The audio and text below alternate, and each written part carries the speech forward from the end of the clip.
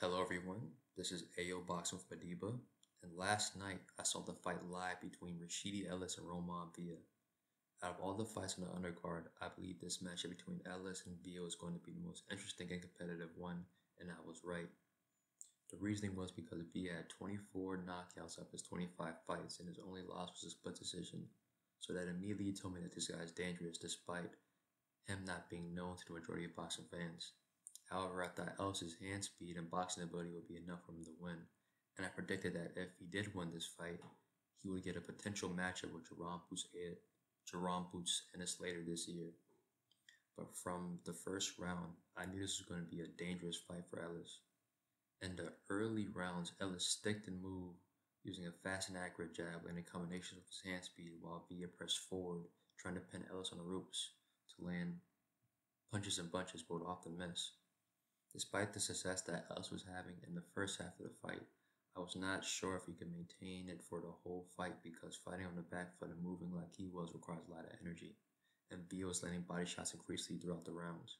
Furthermore, Ellis didn't have the power to keep Villa off of him, nor respect him because Villa kept on pressuring and moving forward, despite getting hit clean by Ellis multiple times throughout the fight. And as the fight progressed to the mid and late rounds, Ellis did not maintain his stick move pace and was getting walked down by Villa. Villa was cutting off the ring and pinning Ellis to the ropes more often, which led to more exchanges that favored Villa. This led Villa to win the championship rounds, landing big shots in the 9th and 10th and knocking down Ellis twice in the 12th and almost stopping him. Despite that, I thought Ellis would win in a close decision because I thought that he won the majority of the early to mid rounds, or the fight to at least be a draw. But Villa won in a majority decision. And I wouldn't call it a robbery, despite what everyone's saying on social media and YouTube, but it was a close, great fight that could have gone either way. And it reminded me of Chavez versus Taylor 1. What I learned from this fight is that Ellis is a front runner and can't deal with strong pressure fighters. He had the same problem when he fought Alexis Roca.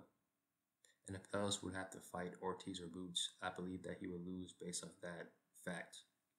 I also learned that B is a dangerous welterweight and would pose a problem to anyone that he faces. He's like the Colombian Michael Myers because he really walked down Ellis. Maybe Villa can get a fight with Boots later this year since they're both on the Showtime PPC side of boxing, but who knows? And if there's a rematch between Ellis and Villa, Ellis would need to work on his conditioning and stamina, and also attack the body to slow down Villa because he abandoned that midway through the fight. But if there's a rematch, I would favor Villa to win regardless. But who knows, this is boxing. But thank you for tuning in to Ayo Boxing with Madiba, and more content is on the way. Hit like, subscribe, and have a nice day.